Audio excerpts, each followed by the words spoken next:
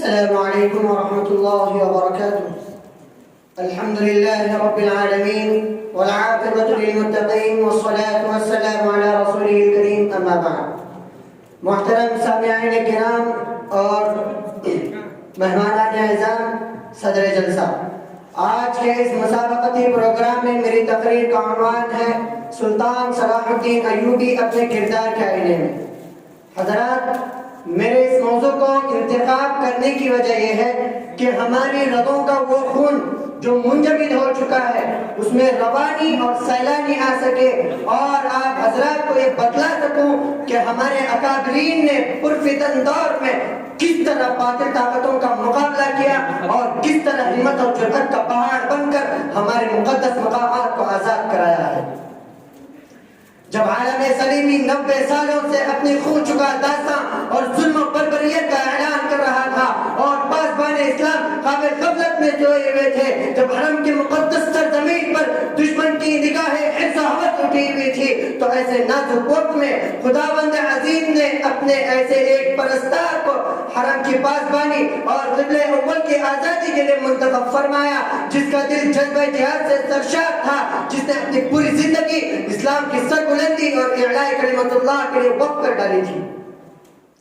سلطان صلاح الدین ایوبی بہت دور اندیشی سے کام لیا کرتے تھے. انہوں نے شروع میں ہی محسوس کر لیا تھا کہ اتحاد ہی کامیابی کی کنجی ہے، کہ مختلف فرقوں میں بٹی ہوئی امت مسلمہ جو اپنے مسائل کو حل کرنے سے عاجز ہے تو وہ بھلا کیوں کر اپنے دشمنوں کا مقابلہ کر سکتی ہے. چنانچہ سلطان صلاح الدین ایوبی نے سب سے پہلے امت مسلمہ میں اتحاد قائم کرنے کی طرف توجہ دی.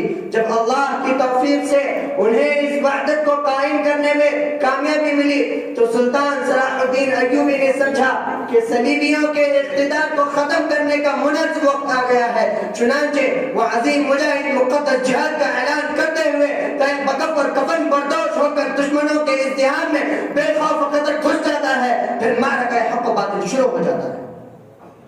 خدا کی ذات پر یقین کامل رکھنے والا یہ انسان جو ظلم کی شہ رگ کو کاٹنے کا ناموس دین احمد کے تحفظ کا تہیہ کر چکا تھا، اپنی قلیل سی فوج کے ساتھ ناقابل تسخیر پہاڑ بن جاتا ہے، جس سے آہن پوش صلیبیوں کے فوج کے سیاہ بادل پہ اگر ٹکراتے تھے تو خون کی بارش سے میدان بھر جاتا تھا. جب ڈھالیں بلند ہوتی تھی تو میدان کارزار میں اندھیرا چھا جاتا تھا.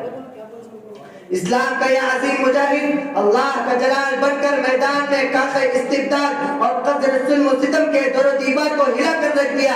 اس کی چمکتی ہوئی تلوار نے آہن پوش سروں کو جسموں سے جدا کرنا شروع کر دیا. وہ فوج کے ایک سرے پر حملہ کرتا تھا اور دوسرے سرے پر نکل جاتا تھا. حضرات، خیر و شر کا یہ معرکہ 2-4 دن نہیں، 2-4 ماہ نہیں، بلکہ حق و باطل کا یہ معرکہ 30-35 سالوں سے جاری تھا. کبھی بحر میں تو کبھی بر میں، کبھی دن کے اجالوں میں تو کبھی رات کی تاریکیوں میں.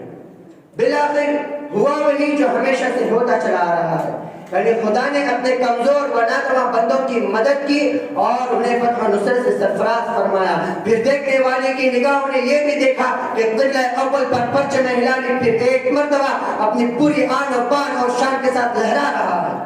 الغرض، سلطان ایک ایسی عقل شخصیت تھی جس کی مثالیں تاریخ میں خال خال ملتی ہیں. اسلام اس بدل جلیل پر ہمیشہ فخر محسوس کرتا رہے گا. خود یورپی مورخین کا کہنا ہے کہ پہلے صلیبی جنگ میں القدس پر نصرانیوں کے قبضے کے دوران مسلمانوں پر توڑے گئے مظالم کو یاد کرتے ہیں تو ہمارا دل سلطان کے رحم و کرم کو داد دیے بغیر نہیں رہ پاتا. یورپی مورخین کا کہنا ہے کہ القدس کو فتح کرنے سے پہلے نصرانیوں نے مسلمانوں کے ساتھ وہ وحشیانہ ظلم کیا تھا کہ انہیں یاد کرتے ہیں تو ہمارا دل دھڑا اٹھتا ہے. مسلمانوں کی لاشیں بازاروں میں بکھری ہوئی تھی، زخمی جہاں پلک ہو کر تڑپ رہے تھے، مسلمانوں کو زندہ جلایا جا رہا تھا. یہ تو بے رحم نصرانیوں کی خوش قسمتی تھی کہ سلطان صلاح الدین ایوبی نے ان کے ساتھ لطف و مہربانی کا سلوک کیا. لیکن یہ بھی ایک ناقابل انکار حقیقت ہے کہ اسلام کو جتنا اپنوں سے نقصان پہنچا اتنا کسی غیروں سے نقصان نہیں پہنچا. انہی مسلمانوں میں سے ایک جماعت وہ تھی جنہوں نے اپنا دین و ایمان صلیبیوں کے حوالے کر ڈالا تھا. بسا اوقات ان کا ضمیر انہیں ملامت کرتا، اے مسلمانوں، تمہاری رگوں میں بھی انہی مجاہدین اسلام کا خون گردش کر ایمانی اور ناموس دین احمد کے تحفظ کے لیے خدا کی راہ میں خرچ کر ڈالا تھا۔ اٹھو، نسل باطل پر برقع قیامہ بن کر گر پڑو، خیل باطل کو حیران و شدت کر دو۔ مگر یہ لوگ اپنی اس ضمیر کی آواز کا گلا گھونٹ کر ایمان فروشی، خدا اور اس کے رسول سے غداری میں مصروف ہو جاتے اور کہتے بابر باعث و کوشش عالم دوبارہ نیست۔